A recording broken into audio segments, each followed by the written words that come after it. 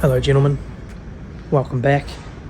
It's been a little while since we've seen each other.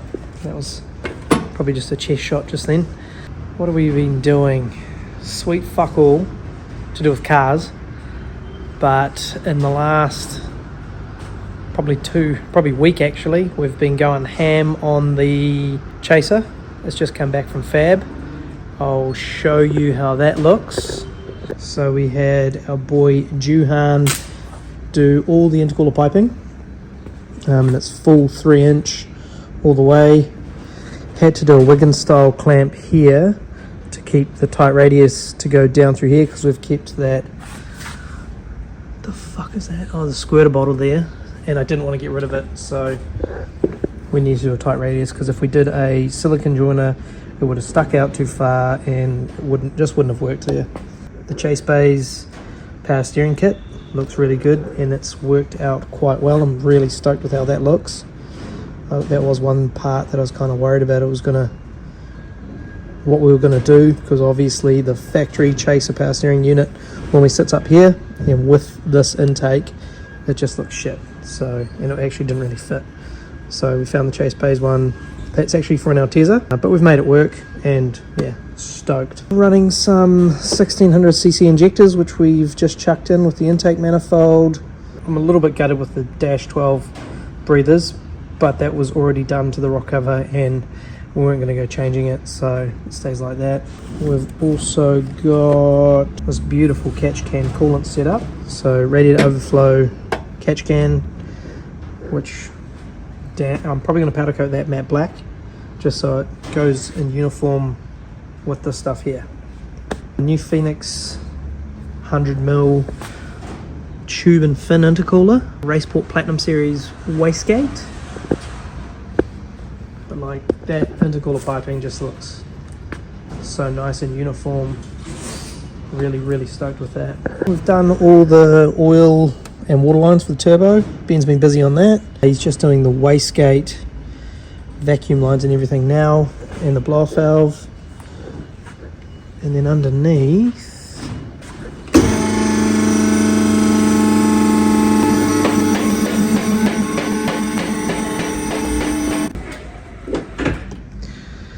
we did a full 3.5-inch stainless system because we kind of had to rush. I couldn't get any 3.5-inch mufflers that I was after, so I had this R33 exhaust sitting at home. I've just had to cut the mufflers out of it to use that, but I will probably change that one at some point because it's a bit shithouse. But Juhan has done an awesome job on this exhaust.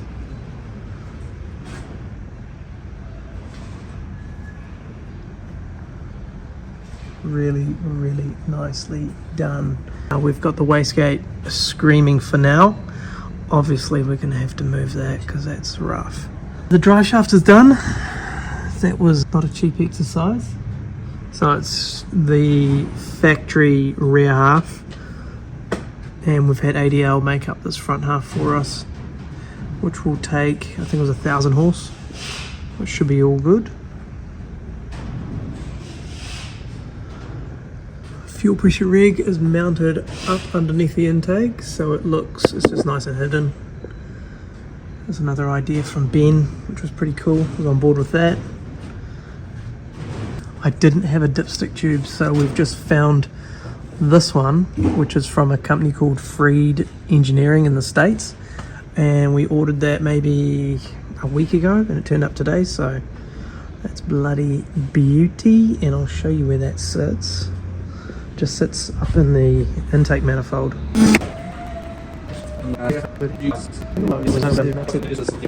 But yeah, the Freed dipstick tube will just sit just in here, which is pretty nice and hidden since everything's all silver here anyway. We might even could even put it there. Yeah, I don't know, we'll sort that out later. Also, the S14 is done, so the S14 will be coming back tomorrow. All the fab's been done on that, being wired over the Christmas New Year break, so hopefully early next year that should be done too. The bonnet catch is covered in crap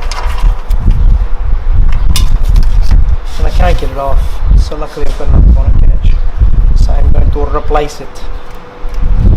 Scratches off. 10 hours later. Exactly. We'll be meaning to get this guard off so we can actually sort out all this wiring. You should have a build off. That will piss all over this. Let's have a build off. Nah, because I need you to finish this. I'll finish the Sylvia, you finish the Chaser. Nah. Oh man. Like this, all this wiring needs to be lifted up to here anyway. Okay, you build off. Maybe a beat off. Definitely with Oh, definitely. Said none of you, that wasn't funny. It's fun to run it. Joe's still going too. We'll find out one day. What happened? Huh? What happened? Oh, it's just funny. It's fun. Dumbass didn't realise my keyboard's connected to his computer. He's turning his fucking screen off all day. Bullshit. No. Woohoo! You're full of shit. No, I'm not full of shit. That's why I was in tears laughing all morning. And Isaac was in tears. And I called fucking... I couldn't. I had to let you call both brains. You're already on the blower. Well, you're paying for that bill. You dumb fuck. You were kidding. Oh, fuck. I shouldn't have told you. I should just lead you on to 20. Yeah, because now I'm going to have to give you a fucking written warning. You don't. Just give me a fucking pay rise. That shit is funny. What a dumb... You should write a formal complaint about it. Yeah, I'm going to write a formal complaint to HR about that one. I am HR. Now, always take the two spanners you think it's going to be. It's not them. So you have to go back. Right, lots has been happening on this thing. Pumping it out. Nice little present for Jimmy Wilden JD Performance when he gets back from holiday. Straight into wiring this thing, running it in, and then tuning it. So we're so close to making numbers. We've done a lot of work on this thing over the little a short term as well. Plan is to get this tuned up on 98, just so we can have it at the show and drive around a little bit on the summer, I guess, and then next year we'll get a flex sensor in it, put a 85 in it, and see how far we can push this thing. So it's pretty much a carbon copy of the same motor I run, but I think it's got a more juicy head that Calford did years ago. So yeah, we're pretty keen to see some numbers. So just buttoning up the oil cooler kit on this thing, which could be a future product for Phoenix, which would be great. We use some products from Franklin Performance, and we've got their screw-on oil filter delete kit for JZ with our dual Bosch sensor plugged in there, which is going to read oil pressure and oil temperature out of the one sensor. So that's a new thing that the Haltex control. We've got the lines nice and away from harm. Got a remote Franklin oil filter kit down there mounted to the chassis rail, which is up out of the way and makes servicing a whole lot easier on this thing for the future. Yeah, just get down there. We can put it up. Yeah. So yeah, nice lines, rubber braid, all protected, hidden away, yet to button up one last line and then obviously tidy them all up. But not much space on the street car with the Pro Mode front bumper. It's really hard to retain obviously our washer bottle and keep our high oil pressure and hot oil on the intake side of the engine. So without cutting into any of this or removing any of the aircon lines, we had to go with a smaller oil cooler, but that's okay because this thing's only going to be running mostly street attire, maybe the occasional cruise or track hack. So We don't need too much of a massive oil cooler like you would see on performance 6-cylinder. So this will make do. We'll monitor oil pressure, oil temperatures, sorry, once it's done, and obviously make sure it's efficient enough and safe enough for this motor. But I'll put my money on that little Phoenix cooler. I think it's 15 row. Will do the job just fine over summer.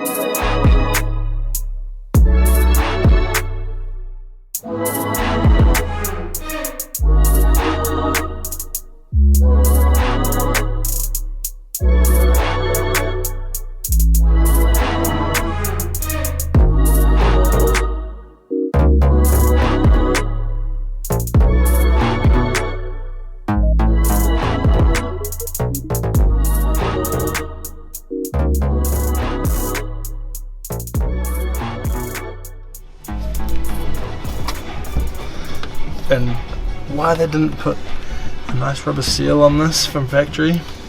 Oh, it's just glued on. Yeah. With like some nice M6s, like a Nissan. It's just glued on. There's your headlight go. Yeah. And there's our fuel pump.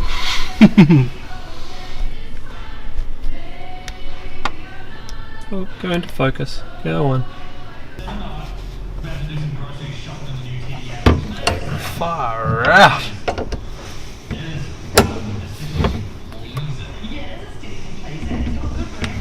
Wow. That's fucking tight. I'm gonna need the appropriate spinner for that. There we go. Woo! There's some facials there. Nah, that's alright. I'll zoom right in. Like I thought it was gonna break, because it was like Bending. Unless it's like this because there's fuel pressure in there, but beautiful. no leak. No leaks. Yeah. Oh, I'm sweating, not because it's hot, because I'm nervous. And there was a spark. And there was a spark. Loop it out. Ooh, looks factory in here so far. No rust. Just a factory Toyota fuel pump. Maybe those bolts just don't have to be that tight. Look at the sock on the bad boy. Look at that. Good luck, James.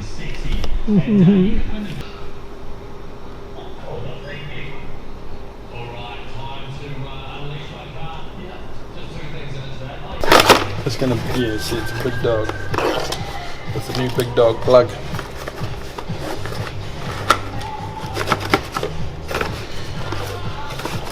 The Woolbro, huh?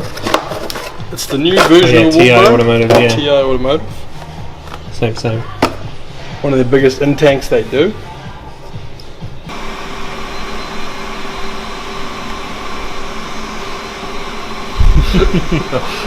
Dicey. Hey?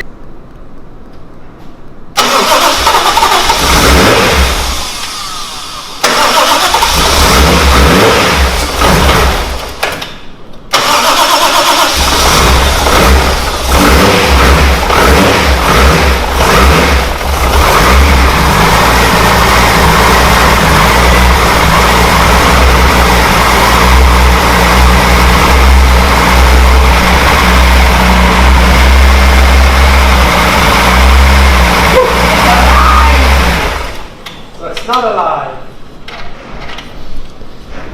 You came at a really good time because we faffed for like quite a while.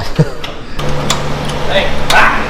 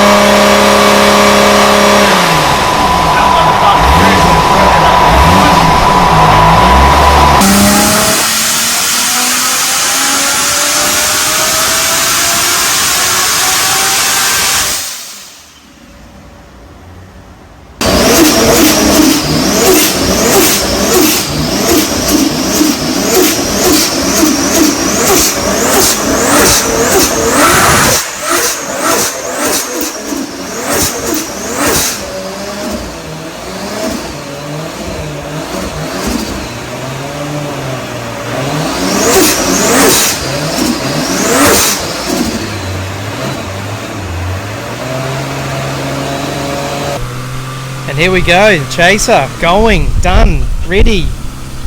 I'm actually quite happy with the Dash 12 lines. They've come out mean.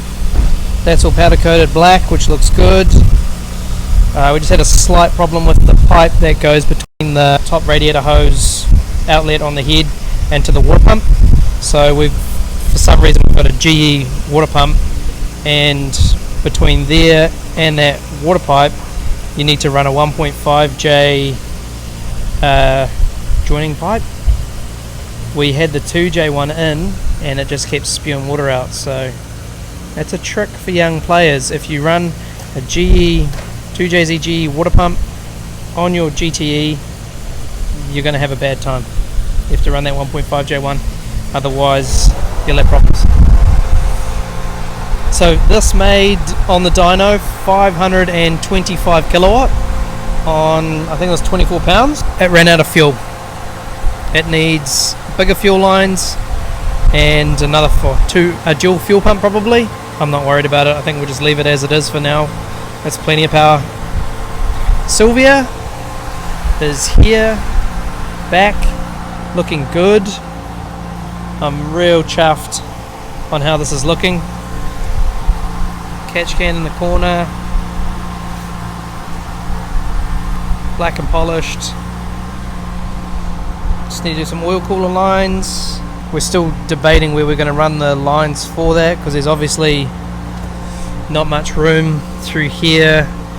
Going through here is going to look ugly coming out there, so I think it's probably either going to be straight down and under, or we're going to try and cut out some panel steel in here, which is scary. But yeah, that's pretty much it. Still need to get the AC sorted, because that's been a real see you next Tuesday. Basically a few of the bits that I've got needed to be replaced, and the new bits that I've bought to replace it haven't mated to the bits that I had, so it's just been a bit of a nightmare. Also the fiberglass bonnet, I've got the steel one back on it at the moment in primer, but I've got the fiberglass one at the panel beaters getting chopped so it doesn't foul on the head anymore, and then I'll get that painted and I'll run that, because I really like it a lot more. It looks cool.